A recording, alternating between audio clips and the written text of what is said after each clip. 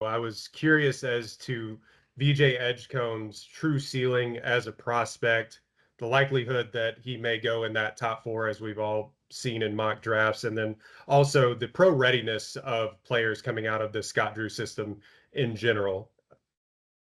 Yeah, last part first. Scott Drew is one of the truly great coaches in the country, and he's done an amazing job at Baylor of creating a culture that players can come in and out of, and it seems like they're absorbed into that culture right away. And so players who have come from somewhere else, or high school players, they seem like they've been Baylor Bears forever with how they're integrated into that culture. And the culture is contagious in a positive way. And he's had so many pros that have come out of Baylor. And you're certainly not going to reach the heights that Baylor's reached, winning a national championship and going to all these Elite Eights and all these NCAA tournaments. You're not going to do that without talent. But it's also talent and high character. And I think VJ Edgecomb fits that mold really well. To your point about top four, like I've got him rated fourth. I could see him going certainly third. That could happen. He's really talented. Yeah, he's from the Bahamas. He's only 19, but athletically, he may be the best overall athlete in this draft. From speed, agility, vertical leap, he's a high flyer. And, I think he compares favorably to me. And I want to be careful with this because people think I'm talking about them as pros, but I'm talking about them as 19-year-olds. He compares favorably to me to a 19-year-old Victor Oladipo or a 19-year-old Dwayne Wade. I think if you look back at Dwayne Wade when he was a freshman, you might think that VJ Edgecomb was better than him as a freshman. And same thing with Oladipo. I think he rebounds pretty well, especially on the offensive end. He just flies in from the perimeter and can get tip dunks and grab offensive boards. I think he grabbed a couple of those a game and averaged close to 6 rebounds a game overall. I think he's still working on his off the dribble shot making, but as catch and shoot, he shot a pretty decent percentage, especially for a freshman, on catch and shoot threes. So there's a lot of potential there, especially with his athleticism and he's got good length. He's got a 6'7" wingspan, even though he's only about 6'4".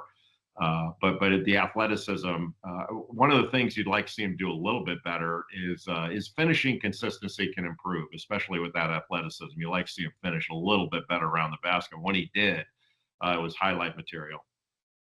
Hey, Jay, Bryce Cherry in Waco. You were asked earlier about VJ Edgecomb. I'll ask you about another Baylor guy, Norchad Omier. What is his NBA prospects? I mean, either as a maybe second round pick or undrafted guy. Yeah, I think we're probably in the undrafted territory with Norchad.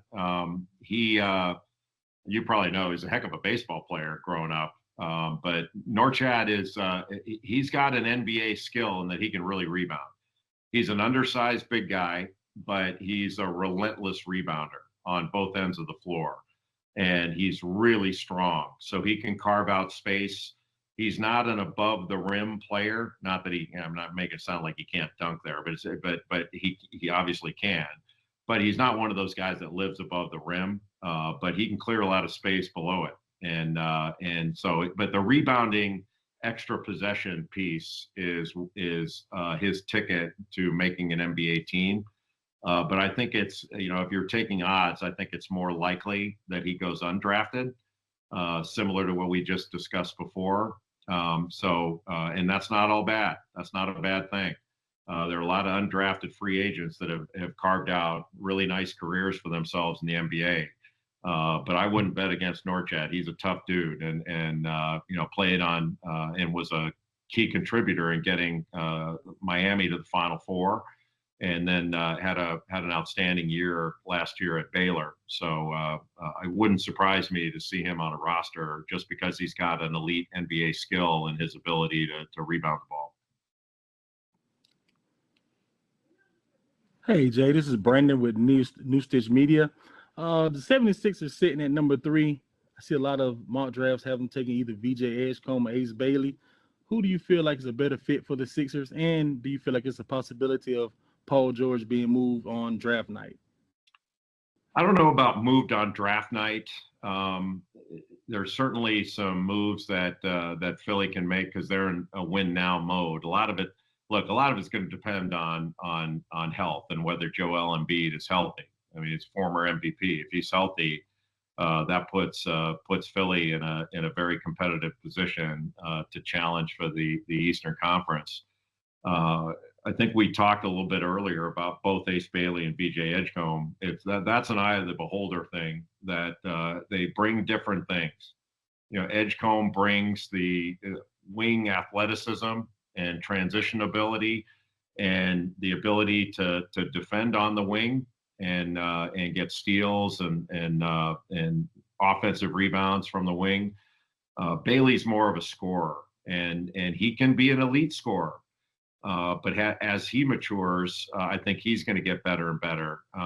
It just depends on kind of what you drafted at number 3. You know, I'm not a believer that you lead with need. You know, I think drafting at number 3, you take the best available player. And even though this is a bit of an odd comparison to make, but you know, going back to 1984. Portland was drafting number 2, and they knew Olajuwon, or at least believed Olajuwon was going to be gone number 1 to Houston. And Portland already had Clyde Drexler, so they were thinking, well, you draft Michael Jordan, you're just overloading yourself at the wing, you know, in that position. So they wound up taking Sam Bowie.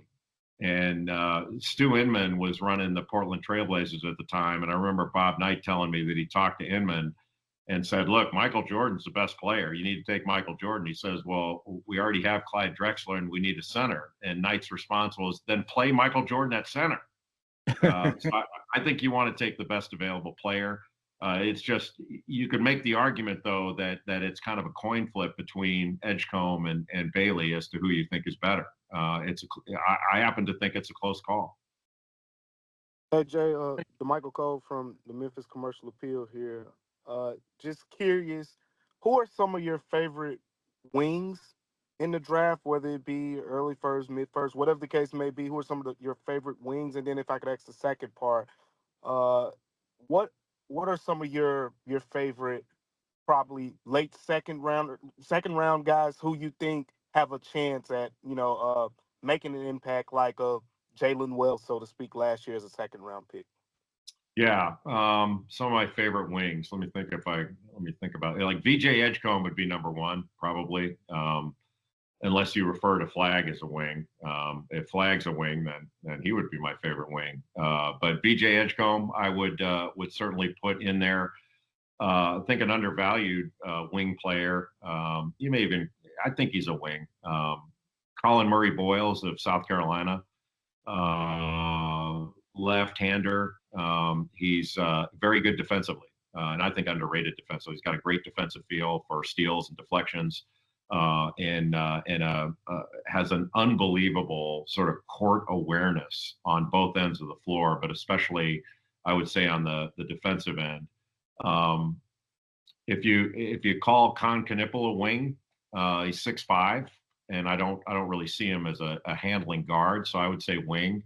I think he and Trey Johnson of Texas are the 2 best shooters in this draft, and Knipple's the best catch and shoot guy. I think he was a 45-40-90 guy from his shooting percentages. And catch and shoot threes. He's got really deep range, and when he puts it on the deck and drives a closeout, he plays off 2 feet, got a really good shot fake, and makes good decisions, and he's always around the ball. Trying to think who else you would put in the wing category. Carter Bryant, we talked about a little bit earlier. He's a wing, kind of a 3-and-D wing. Cedric Coward of Washington State, I think, is you'd put in the wing category. So there are a number of guys that I really like as wings. And your other question was regarding kind of late second round picks, I think. Was that right? Yeah, just your gems, so to speak, in this draft. Yeah. Yeah, I don't know if I can go gems late in the second round. If I had him as a gem late in the second round, I'd have him a lot higher. Even though he's not a second round pick, I think one of the gems in this draft is that young man I talked about before, Rasheer Fleming of St. Joseph's, just because of his length, his athleticism. But your second round, maybe even going into a wing. The kid from Duke, Sion James, I think is an interesting prospect because of he does everything. He's physical and kind of brings a football mentality to basketball.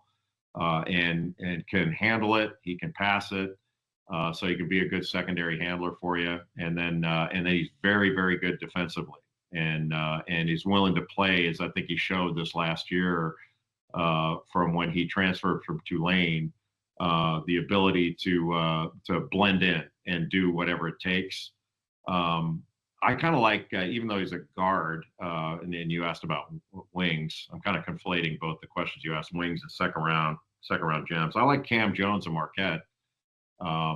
He had I thought, a great year moving over from a shooting guard position to taking over the point when Tyler Kolek left Marquette and went to the New York Knicks.